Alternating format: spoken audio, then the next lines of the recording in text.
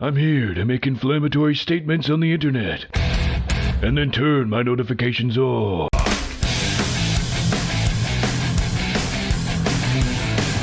Another day, another reason you cannot respect gaming journalism. Now, I need to make this clear, I don't hate gaming journalists. I feel like there are some journalists out there that do their due diligence and report objectively, but they still belong to the same swamp and occasionally slip up to write articles or posts that just makes me dislike the entire industry. Why do you think YouTubers have become so successful in the last decade or so? Take a look at side scrollers, Vara After Dark, and Demian. It's a Gundam, the GOAT, Geeks and Gamers. Why are these YouTubers on the rise? Meanwhile, game journalists are losing their jobs and have to work at McDonald's to make ends meet. Bro, I would have been successful as these YouTubers if I had put the same amount of time, but honestly, the kind of videos I make, they take a lot of time, and it's not good for my mental health to deal with this kind of toxicity in the industry. So, why am I making this video? Because I saw this X post from Rant, and it just triggered me. If Hogwarts Legacy 2 wants to avoid the same boycotts its predecessor faced, the sequel cannot take the same approach that the original did. Yes, the post should have had a trigger warning because I went in full artist mode. I was getting Vietnam flashbacks. Bro, I wasn't even in Vietnam. So I made the mistake of clicking on the article, and it was the same usual thing. Basically saying that J.K. Rowling has ruined the legacy of Harry Potter, about her views on trans people, how people of color are portrayed in the books. Bro, if you had a problem with, how people of color are portrayed in the books, then why did you support the books? Why did you not cancel the books? Why did you not try to cancel the movies? Why did you support the franchise and only decided to boycott it now? As a person of color myself, I have to ask these questions.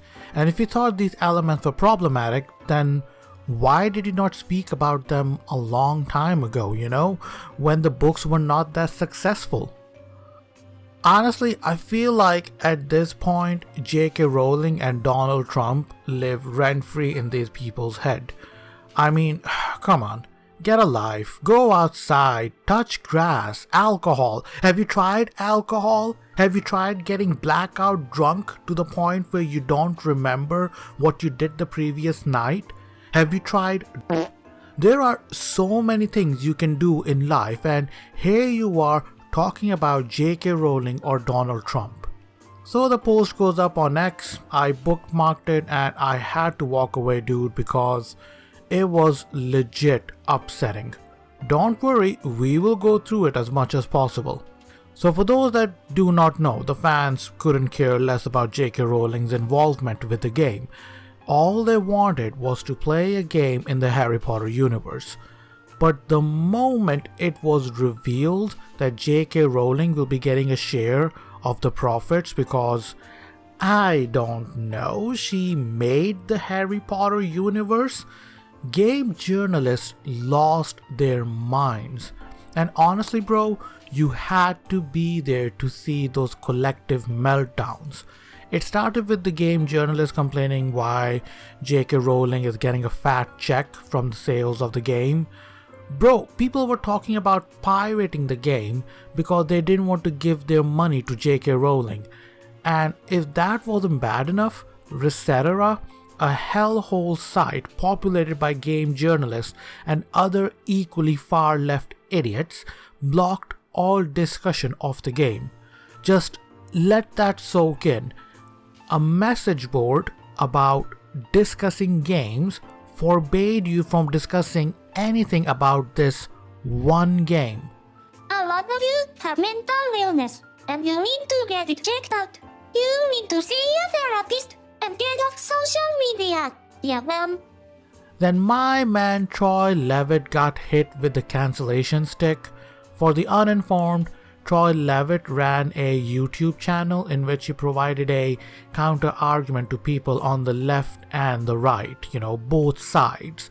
But at the time, Anita Sarkeesian, the misandrist that ran the Feminist Frequency charity and did absolutely nothing but to poison the gaming industry, she was uploading videos on her YouTube channel in which she misrepresented gaming and some of its iconic characters, and Troy provided a counter argument.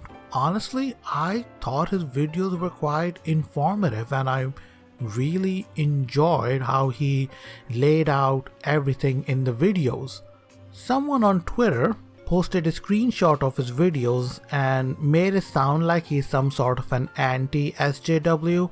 I don't know how being an anti-SJW is a bad thing. I mean, if anything, it actually made him a whole lot cooler.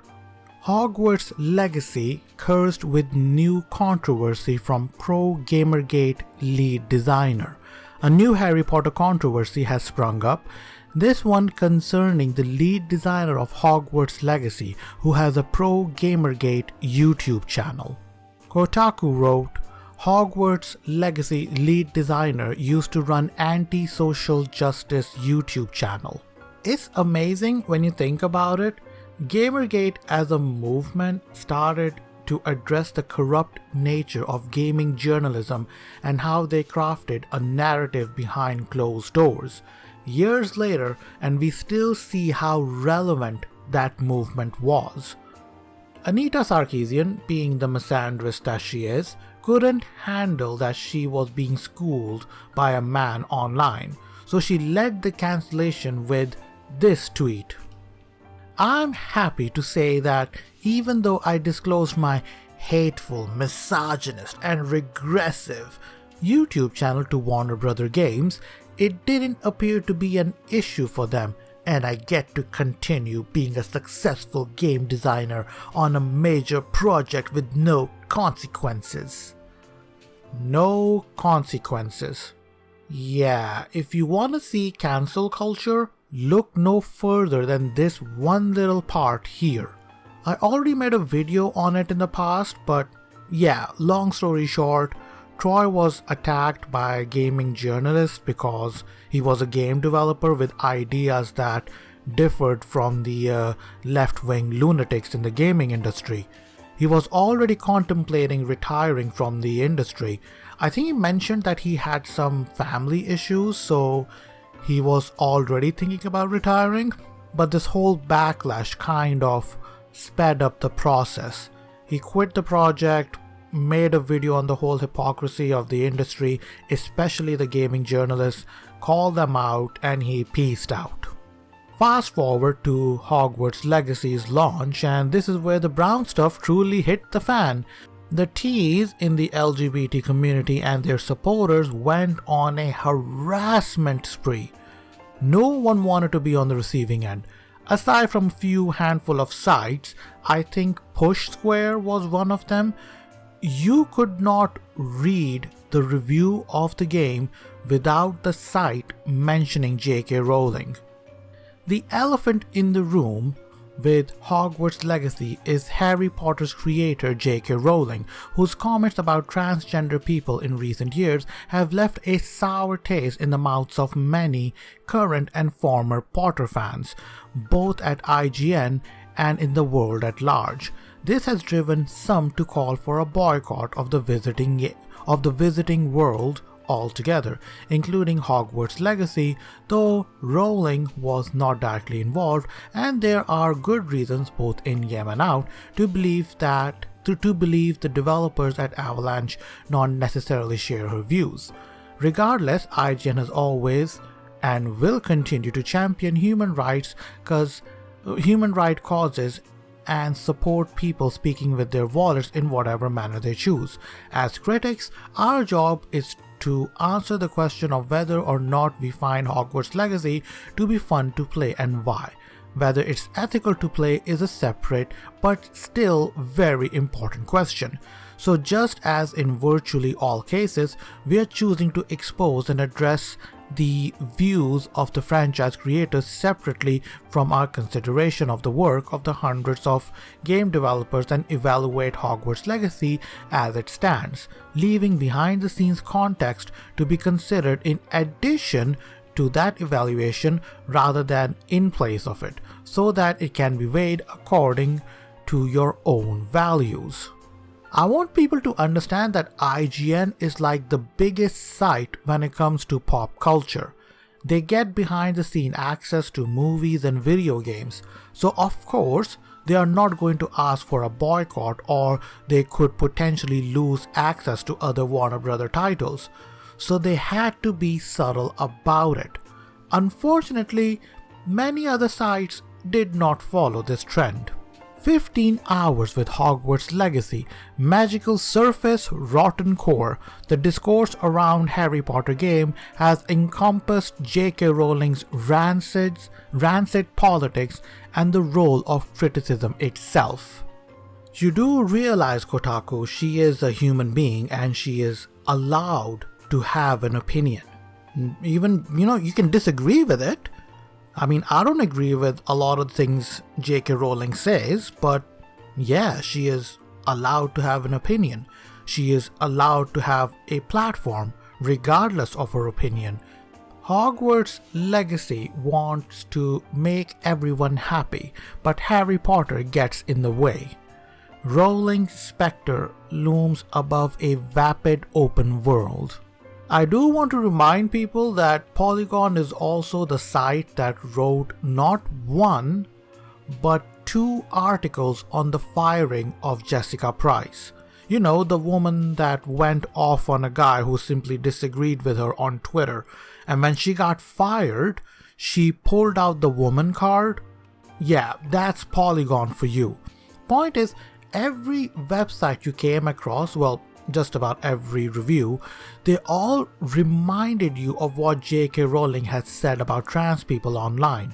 Remember people, that's IGN, Polygon, and Kotaku, 3 of the biggest sites in the West when it comes to gaming. They are all talking about Rowling, and I must stress here, J.K. Rowling has minimal input in the development of the game. She was not in the office creating those 3D models and designing those levels. She was not programming those battles and animating those characters. It was those poor developers at Avalanche Studios who want the game to sell, they just want the game to sell well, just so they can get a bonus from the sales. But it did not end there, we are just getting started. Wired went one step ahead and rated the game 1 out of 10. Yes, you read that correct, 1 out of 10. The story is rooted in anti-Semitic tropes. The gameplay feels dated, the graphics feel like they are a couple generations behind. All the characters are one-dimensional. It doesn't stay true to the established lore. Every character feels like an off-brand version of the characters we know and love. There's no sense of place, no magic, no heart. And what's good about it? It helped me say goodbye to the setting for good. Hogwarts Legacy came out in 2023. Do you know what else came out in that year? Skull Island: Rise of Kong, Lord of the Rings Gollum, The Walking Dead: Destinies. Yes, Hogwarts Legacy is worse than all of those games. Bro, I just checked online and realized that the day before Scam took place in 2023. You know, a game that practically lied to gamers on what it's supposed to be and then was released in a broken, glitchy mess. Apparently, according to Wired, Hogwarts Legacy is worse than the day before. But the biggest offender has to be The Gamer, a site that is so left-leaning. The first time I read an article on that site, I thought it was satirical. The site really tried to shame other gaming journalists for covering the game. Games media has failed the Hogwarts Legacy test. Oh, but why stop there? The site tried to shame gamers for supporting the game. Should you play Hogwarts Legacy if you care about trans friends? I don't have any trans friends. Anyways, here's how to tell if your LED sign is cheap. The gamer also refused to review the game. I mean, imagine you cannot be professional enough to put your feelings aside and review the game. Separate the art from the artist, as some people say. And I just want to drop here that these examples you just saw here are the reason I'm making my own game called Gaming Journal Simulator, where you play the role of a journalist working for a super woke site. Like The Gamer, maybe. Maybe. You can write woke articles to score brownie points from other editors and climb corporate ladder. Or write based articles and gamers will respect you because, you're doing your job. It's available now to wishlist on Steam. Please show it some love and I will appreciate it a lot.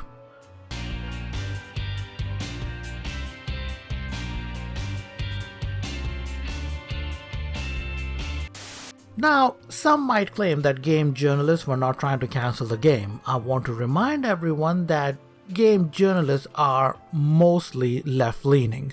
If you don't believe me, all you have to do is read any pop culture article post 2016, whether it is Battlefield 5, the whole Stellar Blade controversy, and recently when Greg Miller delivered that unfunny joke at some award show.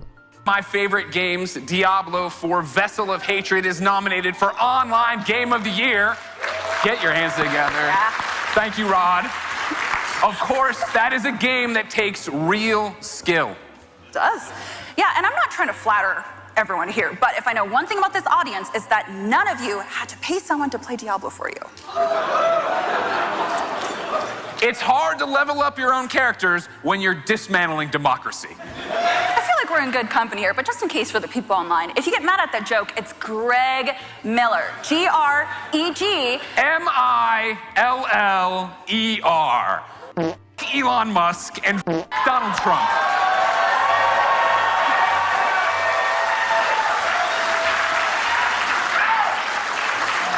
Oh my God, corny, lame, boo, tomato, I'm throwing tomatoes.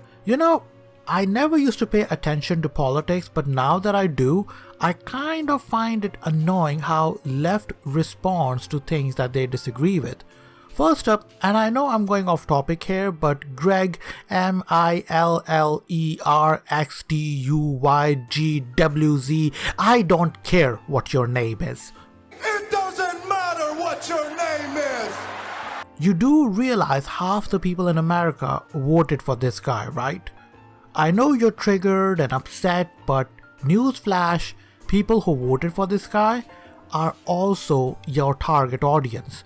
And remember, people like Greg Miller here gets access to games and developers. They get review copies, backstage access, talk to developers, all that VIP stuff. As Anita Sarkeesian put it, he suffered no consequences for his actions. But that's what I'm trying to say, when the right wants to cancel something, they stop supporting it financially. They pay no attention to it and move on. When the left wants to cancel something, they want the creator to apologize, they want the lives to be destroyed, they want to burn down buildings, they want to harass people who support the people who, the left is trying to cancel. It's weird, but hey, the party of love and tolerance, am I right? He's out of line, but he's right. Case in point, the harassment campaign that followed the release of Hogwarts Legacy. People who played the game were ridiculed and were sent on this guilt trip for supporting J.K. Rowling. The harassment got so bad that Hassan Piker, yes, the terrorist sympathizing dog abuser, allegedly, refused to play the game on his stream. The only reason why I'm not playing this game, and I know a bunch of other people are not playing this game, is because we know that it's not worth it to get fucking bullied endlessly and called transphobic endlessly when we have massive queer communities and audiences. That's it. Casey Tron tweeted this out. Another day with the voices exclaiming there's a giant trans mob out harassing everyone there isn't are 10,000 times louder than any of the harassment I have seen. Are the trans bullies in the room with you right now? Listen girl, I don't know how high you were when you posted this, but unlike you, I'm still in my senses and I got receipts. There was even a website which people could use to check if their favorite streamer had played the game. Bro, what the heck? What? The weirdest part was that these game journalists were not acknowledging the harassment at all. I know the gamer tried to downplay the harassment in one of their articles. A YouTube channel called Girlfriend Reviews were targets of such harassment, which is weird because they actually supported trans people and they tried to raise awareness for trans people. I know they received threatening messages, their Reddit page was locked and many other things. I'll leave a link to their video in the description box below because at the time it became a big deal that the harassment was so bad that it made the lady in the video cry. Flip up and now it's like whatever.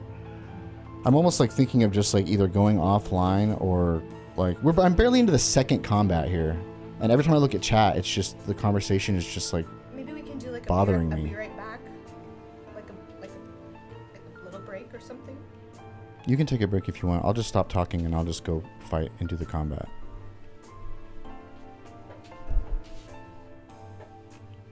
Y'all done did it now. She then cleared up that she didn't cry, but she did go into detail what exactly happened to her. That's why I will leave a link to the video in the description box below. Watch it and make up your own mind. However, these harassers met their match when they went after VTubers. Silvervale and Pikami were two VTubers that were harassed. I don't know much about Silvervale, aside from finding an article on Dexerto in which she addressed the harassment, but Pikami's harassment was awful. As far as I know, she didn't even get to play the game. She just announced that when, I think she went on holidays or something, or she took some time off, and she said something like she's gonna play the game when she comes back. And the far left lunatics went ahead to harass her. I know Pikami was considering quitting the VTuber scene. This whole harassment just pushed her to quit early. And then came the pushback against these harassers. VTubers like Pipkin Pippa decided to fight back. No launcher, thank you for the $5. Have you considered playing Hogwarts Legacy? See, now I'm kind of torn, right? Because on one hand, I don't like Harry Potter, and I don't want to spend a bunch of fucking money on a Harry Potter game that I'm never going to play again.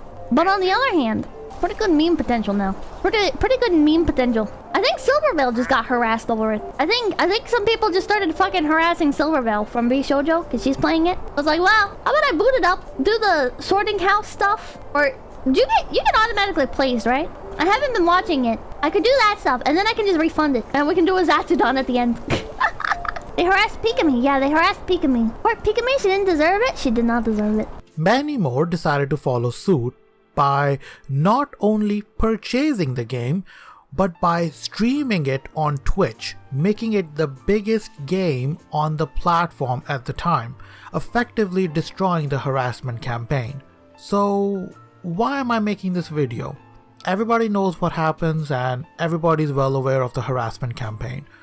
The reason I'm making this video is to prevent sites like Game Rant or The Gamer to rewrite history. Take a look at the post itself. It's making it sound like the harassment campaign, the boycott was successful until the community note struck. Bro, Hogwarts Legacy sold 35 million copies. 35 million. Let that soak in. So next time someone says, "Oh no, Hogwarts Legacy was boycotted by fans," people refuse to play Hogwarts Legacy. People with trans friends refuse to play the game. I don't have any trans friends. So, no. Fans didn't boycott the game. It was just some vocal minority that led the harassment campaign but failed miserably. So next time someone says that the boycott was successful or the studio needs to take a different approach, you have all the info you need right here in this video. The game sold well. The harassment campaign was not done by fans but by game journalists and some far left mentally unstable people. The general audience didn't care and still don't care. As the video comes to a close, I will give a huge shout out to Left Hook and the blog they wrote on the Medium, which gave me a lot of material for my research. I'll leave a link to their blog in the description as well. And before you ask, yes, Left Hook is trans. With that, the video is coming to an end. Check out my game, Gaming Journal Simulator on Steam, and wishlist it. It would make my day, and it will make a gaming journal someplace, somewhere very mad. Let me know in the comment box below what you thought of the video. Like it, don't like it, let me know either way. Other than that, have a great day. Peace out, angels, and stay awesome.